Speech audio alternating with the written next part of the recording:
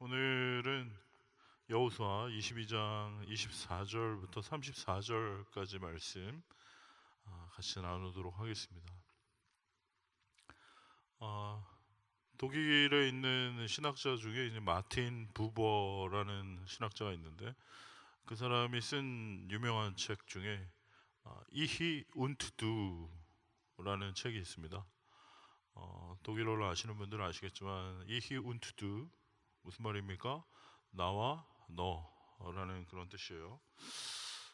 나와 너, 즉 1인칭과 2인칭의 그런 관계, 그것은 인격적인 관계를 말하는 것이고, 서로에게 의미가 있고 기쁨이 있고 사랑이 있는 그런 관계를 말하는 것입니다. 대표적인 관계가 바로 남녀 관계이겠죠. 김춘수 시인이 썼던 꽃이라는 시에서 말하고 있는 것처럼, 내가 그의 이름을 불러주기 전에는 그는 다만 하나의 몸짓에 지나지 않았다. 내가 그의 이름을 불러주었을 때 그는 내게로 와서 꽃이 되었다. 내가 그의 이름을 불러준 것처럼 나의 이 빛깔과 향기에 알맞은 누가 나의 이름을 불러다오. 그에게로 가서 나도 그의 꽃이 되고 싶다. 우리들은 모두 무엇이 되고 싶다. 나는 너에게, 너는 나에게 잊혀지지 않는 하나의 눈짓이 되고 싶다. 우리 예전에 다 교과서를 통해서 배웠던 아주 아름다운 시입니다. 이렇게 서로에게 특별한 의미가 있고 서로에게 사랑을 주고받는 그런 나와 너의 관계가 있는 반면에, 나와 그것, 다시 말해서 1인칭과 3인칭의 관계도 있습니다. 그야말로 서로 이름도 모르고 관심도 없고 알고 싶지도 않고 다만 하나의 몸짓에 불과한, 어디 그냥 마네킹 하나 갖다 놓은 그런 비인격적인 관계를 말하는 것인데요. 우리 옆에 계신 분들 한번 바라보시겠습니까? 우리 옆에 계신 분들 어떻습니까? 나와 너의 1인칭과 2인칭의 인격적인 사랑과 나눔이 있는 관계이십니까? 아니면 이름도 모르고 알고 싶지도 않고 그냥 마네킹 옆에 하나 있구나 생각하고 그렇게 지금 예배드리고 있는 모습입니까? 바라기는 우리 모두 한 사람 한 사람, 나와 너의 관계, 1인칭과 2인칭의 인격적인 관계, 사랑과 나눔과 용서와 섬김이 있는 그런 공동체가 되기를 바랍니다. 네, 아멘. 오늘 본문 말씀 우리가 같이 읽었는데요. 그 앞에 있는 내용을 요약하면 그렇습니다. 하나님께서 이스라엘 백성들을 그 약속의 땅인 가나안 땅으로 이제 인도해 주셨어요. 그리고 뭐 여러분 아는 것처럼 여러 가지 우여곡절도 많았고 막 좌충우돌하고 실수하고 막 실패하고 뭐 이런 일이 있었지만, 결국에는 하나님께서 그 이스라엘 백성들로 하여금 약속의 땅, 그 가나안 땅, 젖과 꿀이 흐르는 땅을 다 차지하게 하셨고, 그리고 여호수아는 하나님의 말씀대로 그 이스라엘 12지파에게 골고루 그 분깃에 따라 땅을 배분해 주셨습니다. 그런데 우리가 민수기를 전에 그 묵상할 때 살펴보았던 것처럼, 그 이스라엘 12지파 중에 루벤 지파와 갓 지파, 그리고 므낫세 지파 중에 반 지파, 이 반이라는 것은 2분의 1 하프를 말하는 것이죠. 루벤 지파, 갓 지파, 그리고 므낫세 지파의 그 반 지파는 요단강을 건너기 전에 그 요단강 동편에 거기에 땅을 자기네는 거기서 살기를 원한다고, 거기서 살게 해달라고 그렇게 얘기를 한 적이 있어요. 그래서 모세가 그 땅을 하나님께 여쭤봤고 그 지파들에게 허락해 주었습니다. 이해를 돕기 위해서 그림을 하나 좀 보면서, 예, 여러분이 보시는 그림의 그 가운데 이렇게 동그랗게 있는 게 이제 그 위에가 갈릴리, 그다음에 저 밑에 있는 게 이제 사해고요. 가운데 이렇게 쭈루룩 있는 게 그 요단강입니다. 그래서 그 요단강을 기준으로 해서 여러분이 보실 때 그 오른쪽 동편 쪽이 방금 말씀드린 대로 르벤, 갓, 그리고 므낫세 이렇게 지파가 차지하게 됐는데, 그들이 이제 가나안 땅은 바로 요단강을 기준으로 좌측에 있는 서쪽에 있는 그쪽이 바로 가나안 땅이에요. 지금 이스라엘이 있는 땅이죠. 그러니까 그들이 가나안 땅으로 건너갈 때 먼저 이 요단강을 기준으로 오른편 쪽을 통해서 요단강을 건너서 서쪽으로 이렇게 이동한 것입니다. 그래서 이제 요단강을 건너서 이스라엘 온 12지파가 그 가나안에 있는 모든 가나안 족속들을 점령하면서 그 땅을 이제 차지하게 되었고, 아까 말씀드린 것처럼 여호수아는 하나님의 명령에 따라, 말씀에 따라 각 지파들에게 이제 땅을 배분해 준 것이에요. 그래서 이제 가나안 땅에서 모든 전투를 마친 후에 그 르우벤 지파, 갓 지파, 그리고 또 므낫세의 그 반 지파는 다시 요단강을 건너서 자신의 삶의 터전인 요단강 동쪽, 그쪽으로 건너가겠다라고 이제 말을 한 것이에요. 오늘 본문 말씀 5절에 보니까 여호수아는 이 르우벤 지파, 또 갓 지파, 므낫세 반 지파에게 정말 그동안 너네 그래 수고했다, 함께 이렇게 싸우느라고 고생 많았다, 자 이제 너희들 땅으로 요단강 동편으로 다시 돌아가도 좋다라고 이야기하면서 그들에게 이제 축복하고 보내면서 이제 당부의 말씀을 했습니다. 그것이 바로 5절에 있는 말씀인데 뭐라고 했나요? 오직 여호와의 종 모세가 너에게 명령한 명령과 율법을 반드시 행하여 너희 하나님 여호와를 사랑하고 그의 모든 길로 행하며 그의 계명을 지켜 그에게 친근히 하고 너희 마음을 다하여 성품을 다하여 그를 섬길지니라 라고 얘기했어요. 5절 말씀 한번 보여주시겠어요? 5절 말씀에 있는 이야기 5개입니다. 첫 번째, 여호와 하나님을 사랑하고, 두 번째, 그의 모든 길로 행하며, 세 번째, 그의 계명을 지켜, 네 번째, 그에게 친근히 하고, 다섯 번째, 너희 마음을 다하여 성품을 다하여 그를 섬길지니라 라고 이야기를 했어요. 여러분 혹시 이 이야기를 들을 때 생각나는 거 없습니까? 제가 거의 처음 왔을 때 이제 설교를 했던 내용이 아니었을까 생각되는데, 그것은 바로 신명기 6장 4절 5절에 있는 말씀, 한 단어로 뭡니까? 쉐마. 쉐마 이스라엘, 들으라 이스라엘.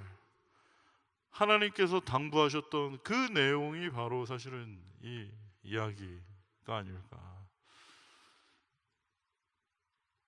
신명기 6장 4절부터 5절 말씀에 이스라엘아 들으라, 우리 하나님 여호와는 유일한 여호와시니 너는 마음을 다하고 뜻을 다하고 힘을 다하여 내 하나님 여호와를 사랑하라. 그 말씀을 풀어서 놓은 것이 바로 이 5절에 있는 그 말씀이다 라는 것이에요. 한마디로 하나님을 사랑하라 라는 말입니다. 여러분 하나님을 사랑하십니까? 대답 좀 해보세요. 여러분 하나님 사랑하십니까? 네. 그런데 사랑은 말로만 하는 것이 아니고 사랑은 반드시 실천과 행함이 있어야 된다라고 우리 나눈 적이 있어요. 반드시 사랑에는 희생과 눈물이 있어야 한다라는 것에 여러분 동의하실 겁니다. 어떤 사람이 누군가를 사랑한다고 할 때 그냥 말로만 사랑한다고 하는 것은 사랑이 아니죠. 정말 그 사람을 사랑한다면 그 사랑에는 반드시 실천과 행함과 희생과 눈물이 수반될 때 그 사랑은 그제서야 진정한 사랑이라고 말할 수 있는 거예요. 우리 하나님을 사랑하는 것도 마찬가지입니다. 하나님을 사랑하는가? 그럼요, 사랑하죠. 말로만 그렇게 얘기하는 것이 사랑이 아니라 정말 나는 하나님을 사랑한다면 그 사랑한다는 말에 걸맞는 실천과 행함이 있는가? 또 하나님을 사랑하기에 그분으로 인한 눈물과 그 사랑에 대한 희생이 있는가? 그것을 한번 우리가 스스로를 돌아봐야 한다라는 것이죠. 여러분, 하나님은 수많은 신들 가운데 하나가 아니라 유일한 하나님, 유일한 참된 신, 그분이야말로 하나님 한 분뿐이시다. 그러기에 너는 마음을 다하고 뜻을 다하고 힘을 다하여 내 하나님 여호와를 사랑하라 라고 이야기한 것이죠. 유일한 여호와, 오직 한 분이십니다. 다른 것은 없어요. 다른 신은 신이 아닙니다. 오직 참된 신, 그분은 여호와 하나님 한 분뿐이시죠. 그러니까 결국에는 그분이 유일한 분, 내 눈에는 정말 그분만 보이는, 그분 한 분만 나는 따르고, 그분 한 분만 사랑하고, 그분 한 분만 믿고 의지하고 과연 따라가고 있는가? 그것이 바로 유일한 하나님을 사랑하는가를 알아볼 수 있는 척도가 된다는 것이. 남녀관계에서도 제일 나쁜 사람이 어떤 사람입니까? 이 앙다리 걸치는 사람이 제일 나쁜 사람. 내 눈에는 너만 보여야지, 너도 보이고 쟤도 보이고 여러 다리가 걸쳐져 있고 어장관리하고 이런 사람들은 제일 나쁜 사람이야. 하나님 사랑할 때도 마찬가지야. 저 하나님도 사랑하고요, 세상도 사랑합니다. 돈도 사랑하고요, 명예도 사랑하고 쾌락도 사랑합니다 라고 얘기하는 것은 하나님을 사랑하는 것이 아니다 라는 것이. 자꾸만 우리가 하나님을 사랑하는 데 있어서 우선순위를 얘기할 때 자꾸 이제 우선순위에서 이제 하나님을 최우선순위에 둬야 된다고 생각하니까 자꾸 이렇게 착각하시는 분들이 계세요. 하나님도 사랑하지만 돈도 사랑하고 명예도 사랑하고 쾌락도 사랑합니다. 다 사랑하죠. 사랑이니까요. 이게 사랑이 아니라,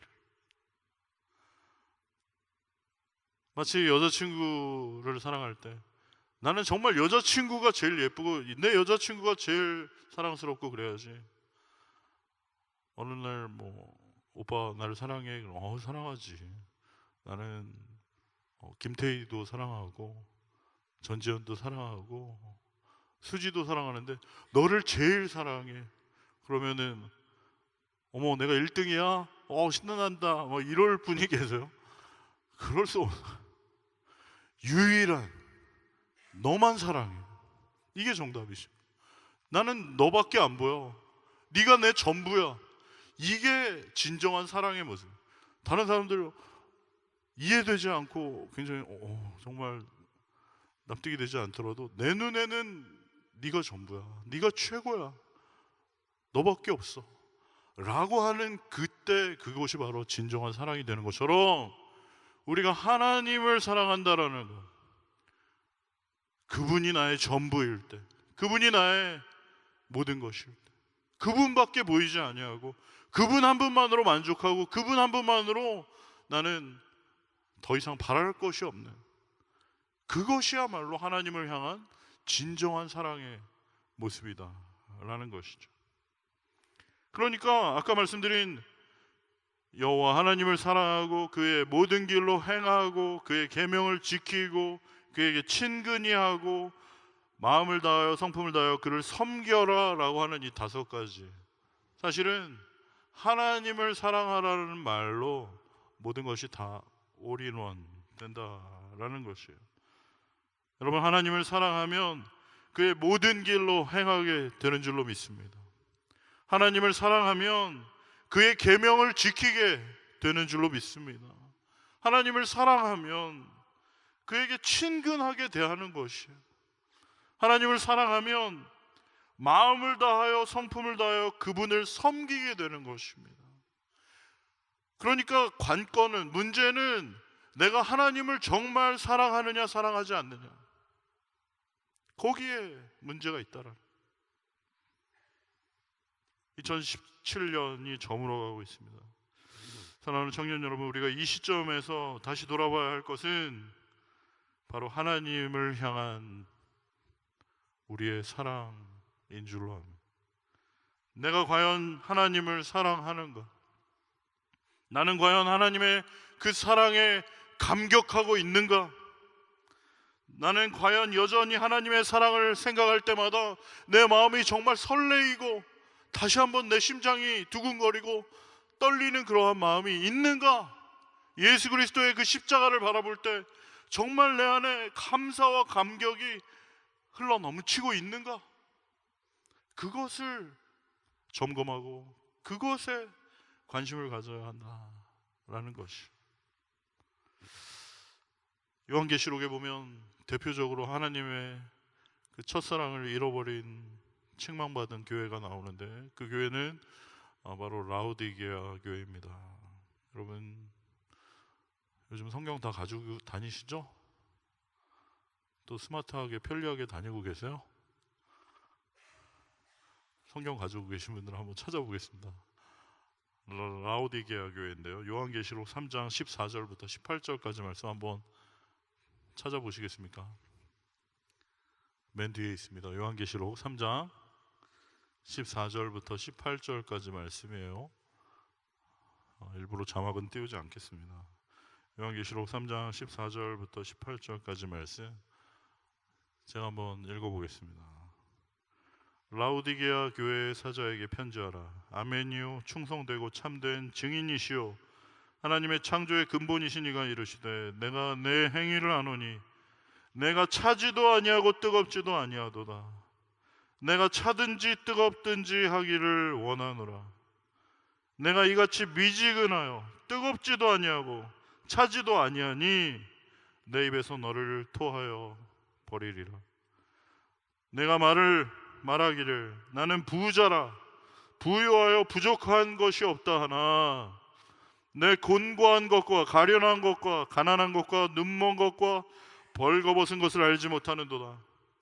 내가 너를 권하노니 내게서 불로 연단한 금을 사서 부유하게 하고 흰옷을 사서 입어 벌거벗은 수치를 보이지 않게 하고 안약을 사서 눈에 발라 보게 하라. 물은 내가 사랑하는 자를 책망하여 징계하노니 그러므로 내가 열심을 내라. 회개하라. 볼지어다 내가 문 밖에 서서 두드리노니 누구든지 내 음성을 듣고 문을 열면 내가 그에게로 들어가 그로 더불어 먹고 그는 나와 더불어 먹으리라. 이기는 그에게는 내가 내 보좌에 함께 앉게 하여 주기를 내가 이기고 아버지 보좌에 함께 앉은 것과 같이 하리라. 귀 있는 자는 성령이 교회들에게 하시는 말씀을 들을지어다. 할렐루야. 여러분 아멘 좀 합시다. 할렐루야. 그거 하든지 말든지 합시다. 라오디게아 교회를 향해서 예수님 말씀하셔. 너 정말 참 너무 안타깝다는 거야. 네가 차든지 뜨겁든지 해야 될 텐데 차지도 아니하고 뜨겁지도 아니하고 미지근하다라는 거야. 이것도 아니고 저것도 아니고 그냥 맹맹하다라는 거예요. 차가우려면 차갑던지 뜨거우려면 뜨겁던지 해야 할 텐데 전혀 이도 아니고 저도 아닌 이것도 아니고 저것도 아닌 어째서 너희가 이렇게 되었느냐라고 라오디게아 교회를 향해서 주님 안타까워하시는 거예요. 그런데 더 안타까운 것은 라오디게아 교회는 스스로 생각하기를 나는 아무런 문제가 없다라는 거예요. 나는 모든 게 부족한 게 없고 부유하다라고 얘기를 하고 있어요. What's wrong? 난 문제가 없어요. 난 잘 지내고 있는데 뭐가 문제입니까? 아니, 모든 게 다 술술 잘 되고 있는데 난 모든 게 넉넉한데 부족한 게 없는데 하나님 내가 뭐가 잘못했다는 거예요? 라고 얘기를 하고 있다는 거예요. 주님께서 말씀하셨습니다. 넌 정말 너의 지금 모습을 잘 모르는구나. 너는 사실 굉장히 지금 곤고하고 너는 가련하고 너는 지금 가난하고 눈이 멀었고 벌거벗은 상태인데 너는 너의 모습을 지금 제대로 보지 못하는구나 라고 말씀하시면서 제발 안약을 사서 내 눈에다가 좀 바르고 내 눈이 좀 낫기를 바란다. 네 눈이 떠지기를 바란다. 너의 지금 모습을 보기를 원한다 라고 주님이 말씀하시는 거예요. 라우디게아 교회는 자신의 모습을 보지 못했습니다. 자신의 실체가 어떤지 알지 못했어요.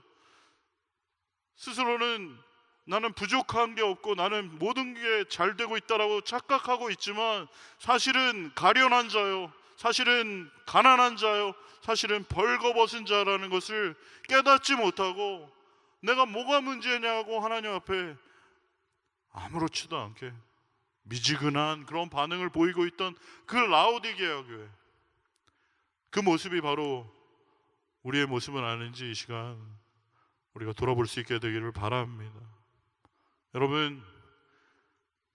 여러분도 예전에 왕년에 뜨거우셨던 적 있죠? 하나님의 그 은혜와 사랑과 감격으로 눈물 콧물 흘리며 막 정말 주님을 찬양하며 기뻐 뛰며 두려움과 떨리는 마음으로 그렇게 주님 앞에 감격으로 예배드리던 때가 있지 않았습니까? 그런데 어째서 이제 이렇게 이것도 아니고 저것도 아니고 이 예배에 감동이 없는, 아무런 느낌이 없는 이런 우리 모습이 되었는가? 다시 한번 하나님 저를 불쌍히 여겨 주십시오. 다시 한번 나의 심장을 뛰게 하여 주시옵소서.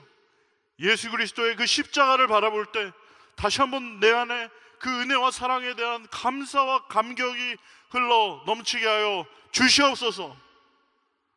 할렐루야. 감격으로, 감동으로 다시 한번 뜨거웠던 그때로 여호와께로 돌아가는 저와 우리 모든 청년들 되시기를 바랍니다. 여러분 아멘 좀 하세요. 저 들으라고 아멘하라는 게 아니라 이게 같이 아멘에 대한 하나님 그렇습니다, 동의합니다, 제가 그렇게 되기를 원합니다 라는 간절한 그 간절함이 여러분 안에 다시 한번 회복되기를 소원합니다. 정말이에요. 너무 안타까워서 하는 말이에요. 우리의 지금 모습을 돌아보기를 원합니다. 정말 돌아봐야 할 것, 그것은 내가 얼마나 지금 돈이 있는가, 얼마나 내가 지금 스펙을 쌓았는가, 얼마나 내가 지금 남들보다 앞서가고 있는가, 다른 사람과 비교를 통한 것이 아니라 가장 제대로 우리가 바라봐야 할 것은 내 마음의 이 상태, 주님을 향한 이 하나님을 향한 그 사랑과 감격이 과연 내 안에 뛰고 있는가, 이게 살아있는가, 다시 한번 그 은혜와 감사가 흘러 넘치고 있는가, 그것을 우리가 다시 한번 되돌아봐야 한다는 것이에요. 이렇게 여호수아가 그들에게 5가지를 권면하고 나서 이 르우벤 지파, 갓 지파와 또 므낫세 반 지파는 다시 자신들의 삶의 터전을 향해서 이제 길을 떠났어요. 그동안 다른 이스라엘 백성들과 함께 열심히 수고했고 또 12지파 그 맏형들입니다. 첫째들인데 형들로서 최선을 다해서 싸워주었기에 마치 군복무 기간을 성실하게 이제 끝이 나고 무사히 전역하는, 그래서 자기 가족들에게 돌아가는 이런 아주 그동안 수고했다고, 참 고마웠다고 이러면서 이제 훈훈한 그런 분위기였어요. 그래서 이렇게 그들이 다시 요단강을 건너 그들이 가족들이 기다리고 있는 요단강 동편으로 이제 가려고 길을 떠났는데, 근데 얼마 지나지 않아 이제 갑자기 급한 제보가 이제 들어왔어요. 이분들이 요단강 건너기 전에 거기다가 단을 쌓고 있다라는. 여러분, 단을 쌓는다는 건 그 당시에 무슨 의미냐면 그 단 위에 돌로 단을 쌓아놓고 그 위에 짐승을 죽여서 이렇게 제사를 드리는 그런 제단을 말하는 것이죠. 그런데 그분들이 요단강을 건너기 전에 거기다가 단을 쌓고 있다라는 소식이 들려요. 이 단을 쌓는다는 말은 마치 이분들이 하나님이 아닌 다른 이방신에게, 그들이 다른 신을 섬기려 하거나 다른 우상에게 제사를 드리려고 하고 있는 것이 아닌가라는 그런 불길한 예감이 들었다는 것이죠. 여러분 기억하시는 것처럼 민수기 25장에 보면 어떤 일이 있었습니까? 그 발람 선지자가 어떻게 해서든지 이스라엘을 멸망하게 하려고 막 저주를 하려고 그랬지만 저주를 할 수 없었어요. 그러자 발람 선지자가 꾀를 낸 것이 그 바알부올에 있는 바알신의 제사를 드리는, 그 이방신 바알신에게 제사를 드리는 그 제사 현장에 이스라엘 사람들을 초대를 하라라는 그런 잔꾀를 내었습니다. 그들을 저주할 수는 없겠는데 그들 스스로 멸망하게 하는 아주 기가 막힌 방법이 있는데, 그것은 바로 우상에게 절하고 제사 드릴 때 그 우상에 절하고 제사 드리기 전에 그 많은 그 거기에 있는 사제들과 음란한 아주 그런 행위를 하는 그러한 자리에 이스라엘 사람들을 초대를 하라는 거예요. 그러면 그 사람들이 와서 그 이방 바알 신에게 제사 드릴 뿐만 아니라 거기에 있는 모든 여사제들과 함께 그런 음란한 자리에 참여함으로 하나님은 그 우상 숭배를 제일 싫어하시고 음란한 행위를 하는 것을 제일 싫어하시는데 그것을 그들이 피해갈 수 없을 것입니다. 그들이 거기에 참여하기만 하면 그들은 자연스럽게 거기에 다 동화가 될 것이고, 그렇게 함으로써 하나님의 저주를 받아 그들이 하나님의 멸망을 받을 거라고 이런 아주 잔꾀를 내었던 것입니다. 거기에 다 넘어가서 결국에 그 바알에게 제사 드리고 바알에게 제사 드리는 여사제들과 음란한 그러한 퇴폐한 그런 의식을 행할 때, 그 중에서 또 어떤 사람은 그 여자를 또 데리고 와서 자기 텐트에 들어가려고 했을 때 그 중에 비느하스가 단창을 들고 나아가서 한 칼에 그냥 다 죽였던 그 일이 있었잖아요. 그 일로 말미암아 거기에 있던 2만 5천 명이 한꺼번에 다 하나님의 심판을 받아 죽게 되었던, 그때 그 일이 생각이 나는 거예요.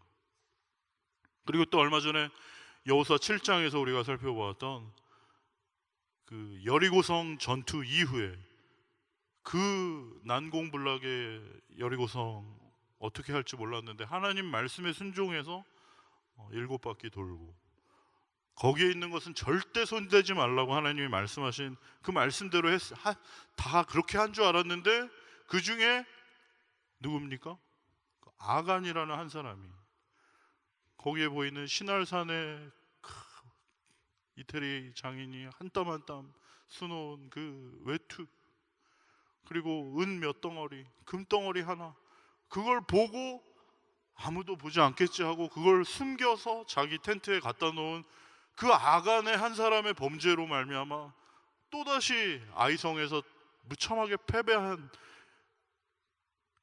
그런 하나님의 말씀에 순종하지 않았을 때 또다시 이런 저주와 실패를 겪게 될 것을 너무나 뼈저리게 알고 있었던 이 이스라엘 백성들이, 이분들이 이방신을 위한 단을 쌓고 있다라는 그런 소식을 듣자마자 그냥 늑달같이 달려가서 이제 과연 이게 어떻게 된 건가 이제 알아보기 시작한 거예요. 여러분, 잘 알아보고 놀란 것은 소뚜껑 보고 놀란다고. 이분들이 그냥 요단강을 건너서 동편 자기 가족들에게 바로 돌아가셨으면 상관없는데 거기다가 막 단을 쌓고 있는 걸 보고 또 그것에 제보가 들어오고, 어쩌면 이 사람들이 또 하나님이 아닌 또 하나님 말고 다른 우상에게 절하려고 다른 우상에게 또 제물을 드리려고 하는 것은 아닌가 해서 황급하게 나머지 사람들이 와서 쫓아와서 그 진상을 파악한 것입니다. 그랬더니 어떻게 된 것입니까? 사실은 그게 아니고 우리가 다른 신에게 절하려고 하는 것이 아니고 다른 우상을 섬기려고 하는 것이 아니고, 만일 우리가 이 요단강을 건너가서 저쪽 요단 동편에서 살 때 나중에 너희 자손들이, 우리 요단 동편에 사는 우리 자손들에게 우리가 서로 남남 아니냐, 너희 우리 우리 이스라엘 백성이 아니고 이방 민족 아니냐라고 혹시 그렇게 말을 할 수가 있으니까 그것을 그렇게 하지 않도록, 우리도 너희와 함께 같은 동족이고 같은 민족이고 하나님을 섬기는 민족이라는 것을 기억하게 하기 위해서 혹시라도 훗날에 그런 일이 생기지 않도록 하게 하려고 지금 이 자리에 단을 세우고 있다라는 그런 이야기를 듣게 되었습니다. 이 이야기를 듣고 그 비누아스를 비롯한 많은 이스라엘 두령들이 사실은 실상은 그런 것이구나, 안심을 하고 기쁘게 여기고 다시 돌아가서 사람들에게 이제 이야기한 것이죠. 그분들이 그렇게 하려고 하는 것이 아니고 우상을 섬기려고 하는 것이 아니라 이러이러해서 그렇게 한 것이랍니다 라고 이야기를 하고 서로 다 같이 기뻐하고 서로 하나인 것을 확인했다라는 것이 이제 오늘 본문의 말씀입니다. 오늘 본문의 이 말씀을 통해서 우리가 이제 몇 가지 또 생각해 보기를 원하는 것은, 만일 여러분 어떤 형제가, 어떤 자매가 우리 공동체 가운데 어떤 형제나 자매가 이런 어떤 것 같다 라는 제보가 들어왔을 때 여러분은 어떻게 하셔야겠습니까? 주로 안 좋은 그런 소문이겠죠. 누가 이렇다더라 저렇다더라, 뭔가 이런 안 좋은 소식이 들릴 때 우리는 과연 어떻게 해야 되는가? 일단은 양쪽 이야기를 다 들어봐야 되겠다.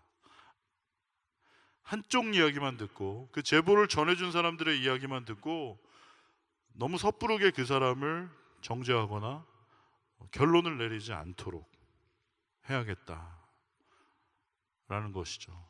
왜 그렇습니까? 그것이 바로 그 공동체를 위한 것이기 때문에 그래요. 우리는 어떤 사람에 대해서 굉장히 선입견을 갖게 되고, 또 한번 내가 생각하면 그쪽으로만 계속 생각하려고 하는 그런 경향이 있어. 하지만 내가 틀릴 수도 있다라는 것을 우리가 항상 알아야 됩니다. 어떤 외국 CEO가 신입사원을 뽑을 때 굉장히 중요한 것이 무엇이냐라고 했을 때 그런 대답을 했다고 그래요. 나는 신입사원을 뽑을 때 I might be wrong 이라고 얘기할 수 있는 사람을 뽑습니다. 그랬대요. I might be wrong, 내가 틀릴 수 있습니다, 이런 사람을 뽑는다는 거예요. 무슨 말이냐면, 내가 틀릴 수도 있다라고 생각하는 사람은 다른 사람에게 배울 수 있기 때문이에요. 그리고 다른 사람과 함께 협력할 수 있기 때문이에요. 그와 반대로 나는 항상 맞고 나는 항상 옳고 난 틀린 적이 없고 아니야 내 말이 맞아 이러는 사람은 다른 사람에게 전혀 배울 수도 없고 다른 사람과 함께 같이 마음을 모아서 일을 할 수가 없다라는 거예요. 그냥 혼자 독불장군, 자기 혼자 맞고 자기는 항상 옳고 아니야 내 말이 맞아, 내 말이야, 그런 얘기 하지 마, 아니야 항상 자기만 옳고 자기만 맞다라고 하는 사람은 결국엔 공동체를 무너지게 하는 사람인 것이죠.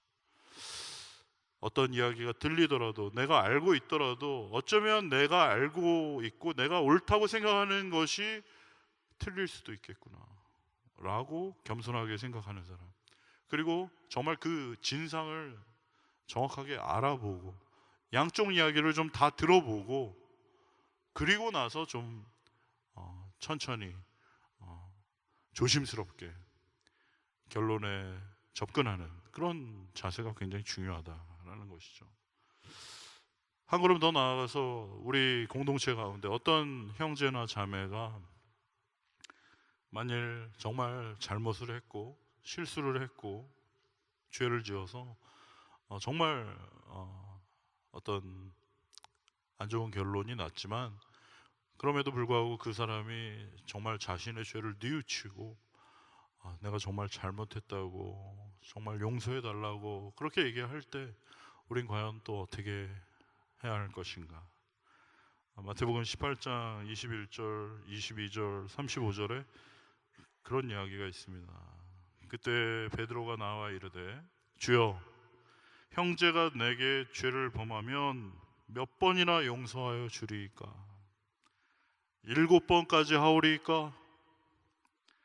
예수께서 이르시되 내게 이르노니 7번뿐 아니라 7번을 70번까지라도 할지니라. 너희가 각각 마음으로부터 형제를 용서하지 아니하면 나의 하늘 아버지께서도 너희에게 이와 같이 하시리라. 할렐루야. 어느 날 베드로가 예수님께 얘기했어요.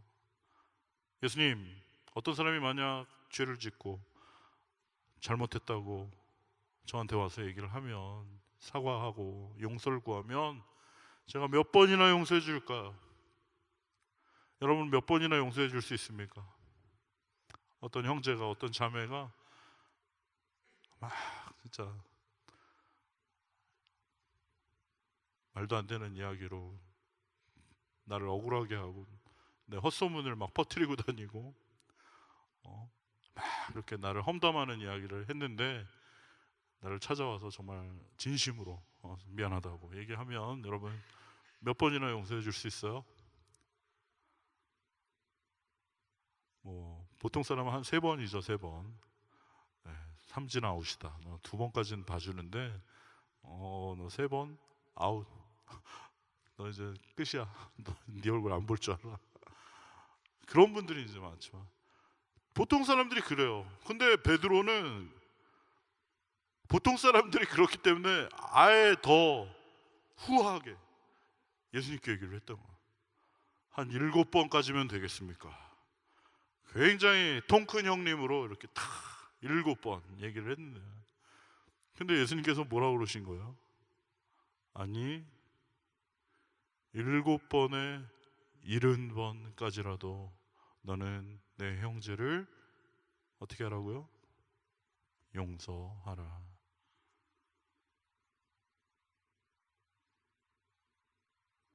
여러분 예수님의 말씀이 어떻게 느껴지십니까? 말도 안 돼. 말도 안 돼. 내 자존심을 건드린 저놈을, 나를 저렇게 억울하게 만들었던 저놈을, 나를 속상하게 한 저 인간을 7번 용서하는 것도 말도 안 되는데 7번을 70번이나 용서하라고. 77에서 49니까 490번이구만. 491번부터는 용서하지 말아야지. 그런 겁니까? 그게 아니죠. 이건 도저히 우리가 상상할 수 없는 이야기죠. 490번 용서하라는 게 아니라 넌 계속 용서하라는 이야기. 그 사람이 진심으로 잘못했다고 하는지 거짓말로 잘못했다고 하는지 그거와는 상관없어요. 사실은 내가 너희를 용서한 것 같이 너희도 서로 용서하라. 내가 너희를 사랑한 것 같이 너희도 서로 사랑하라. 내가 너를 기다려준 것 같이, 내가 너를 오래 참고 견딘 것 같이 너도 내 형제를 그렇게 오래 기다려주고 참아주고 다시 한번 기회를 주라는 것이에요. 너희가 각각 마음으로부터 형제를 용서하지 아니하면 나의 하늘 아버지께서도 너희에게 이와 같이 하시리라. 주님 말씀하셨습니다. 우리가 날마다 드리고 있는 주기도문에도 그렇게 나오죠. 우리에게 죄 지은 자를 사하여 준 것 같이 우리 죄를 사하여 주옵소서. 이 시간 우리가 하나님 앞에 예배 드릴 때도 마찬가지입니다. 우리는 너무나 연약하고 부족하고 전적으로 부패하고 전적으로 타락한 죄인들이죠. 아주 죄덩어리에 마음에 선한 것이 하나도 없고 하나님 보시기엔 너무나 전적으로 부패하고 전적으로 타락한 죄인입니다. 용서받을 수 없는 죄인이에요. 죄를 짓고 또 그 죄를 또 짓고, 정말 이 자리에 감히 서 있을 수 없는 자들이오나 그러나 하나님의 그 무한하신 한량없는 은혜로 예수 그리스도의 십자가의 보혈로 우리를 날마다 씻어주시고 용서하시고 다시 회복시켜 주시는 그 하나님의 그 은혜와 사랑에 반응하여 우리 주님께서 우리에게 그렇게 하신 것처럼 우리도 우리 서로에게, 형제 자매들에게 그렇게 너그럽게 대하고 서로 용서하고 사랑으로 대할 것을 우리 주님께서 말씀하시는 줄로 믿습니다. 내가 너희를 사랑한 것처럼 너희도 서로 사랑하라. 너희가 서로 사랑하면 이로써 너희가 내 제자인 줄 알리라. 할렐루야.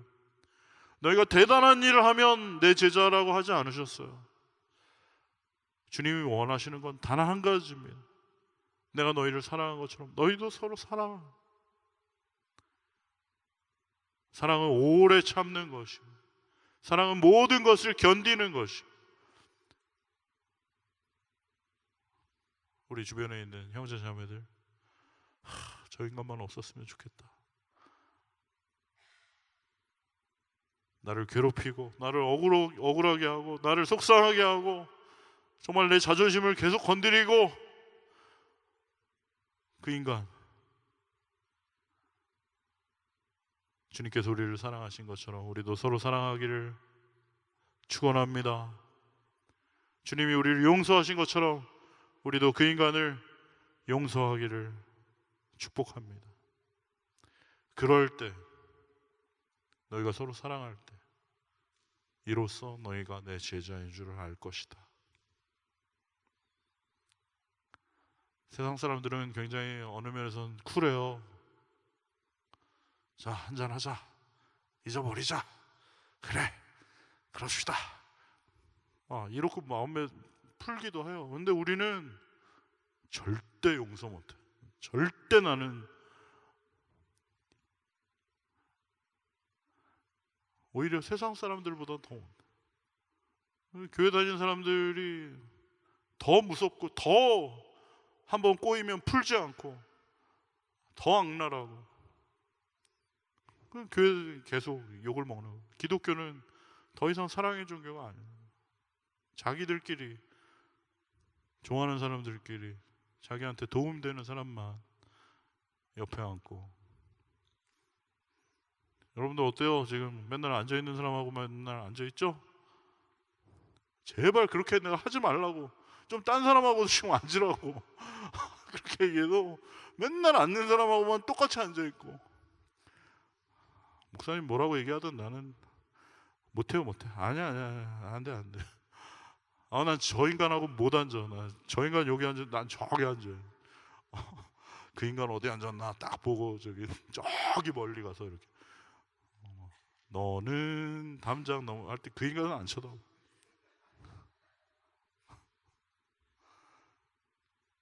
그러면 아무리 천사의 말을 하고 아무리 산을 옮길 만한 믿음이 있고 대단한 요란한 일을 해도 아무것도 아니라는 거야. 울리는 꽹과리라는 거야. 너희 안에 사랑이 없으면 아무것도 아니야. 다시 한번 주님의 말씀을 기억하시기 바랍니다. 하나님을 사랑하고 우리 형제를 사랑하는 것, 그것이 바로 주님이 원하시는 유일한. 사랑하는 형제 자매 여러분, 에베소 4장 2절부터 4절 말씀에 이렇게 되어 있습니다. 모든 겸손과 온유로 하고 오래 참음으로 사랑 가운데서 서로 용납하고 평안에 매는 줄로 성령이 하나 되게 하신 것을 힘써 지키라. 몸이 하나요 성령도 한 분이시니 이와 같이 너희가 부르심의 한 소망 안에서 부르심을 받았느니라. 할렐루야. 너희가 하나 되거라가 아니에요. 성령께서 이미 너희를 하나 되게 하신 것을 힘써 지키라. 할렐루야. 이미 우리를 하나 되게 하셨습니다. 믿으십니까? 이미 우리를 만나게 하셨어요. 이미 우리를 하나로 묶어주셨습니다. 여러분, 어떻게 이 지구 반대편까지 오셨어요? 여러분, 어떻게 이 시드니 땅 가운데 우리가 있을까요? 여기 200개가 넘는 한인교회가 있는데 어떻게 또 하필이면 이 말 많고 탈 많은 새순교회까지 오셨습니까? 어떻게 하다 보니까 우리가 2017년 이 12월 마지막에 이 자리에서 우리가 함께 예배드리고 있나요? 여러분, 이게 우연인 것 같으세요? 그렇지 않습니다. 하나님이 우리 한 사람 한 사람을 택하셔서 불러주셨고 여기서 만나게 하신 줄로 믿습니다. 이미 우리를 하나 되게 하셨어요. 그러니까 이 하나 되게 하신 것을 힘써 지키라. 주님께서 말씀하시는 줄로 믿습니다. 여러분, 순모임, 저 인간 조금만 더 참자. 순 개편이 곧 있을 거야. 그게 아니에요. 순 개편은 언제 있을지 모릅니다. 이미 하나 되게 하신 것을 힘써 지키길 바랍니다. 좀 아멘 좀 합시다. 네. 우리 월십팀 이미 하나 되게 하신 것을 힘써 지키시고, 또 우리 LG, YG 이미 하나 되게 하신 것을 힘써 지키시기 바랍니다. 우리 모두 하나로 주님께서 묶어주셨습니다. 여기 있는 한 사람 한 사람 주님께서 너무나 소중하게 생각하는 분이에요. 그 한 사람이 있더라도 예수 그리스도께서는 이 땅에 오셨을 것입니다. 그리고 십자가에 달리셔서 기꺼이 그 물과 피를 다 쏟아주셨을 거예요. 그 피값으로 산 그 사랑하는 한 영혼이 바로 우리 옆에 있는 이 형제 자매들인 것이에요. 우리를 만나게 하셨어요. 그리고 우리 안에 하나님께서 계획을 가지고 계시고 우리를 통해 하나님의 살아계심과 영광을 드러내게 하실 줄로 믿습니다. 그러한 소망을 가지고 그 부르심 가운데 우리가 서로를 마네킹처럼 바라보지 마시고 정말로 인격적으로 사랑으로 섬기며 서로 붙들어주고 세워주고 일으켜주는 하나님의 거룩한 공동체 되기를 소원합니다. 소원합니다. 할렐루야.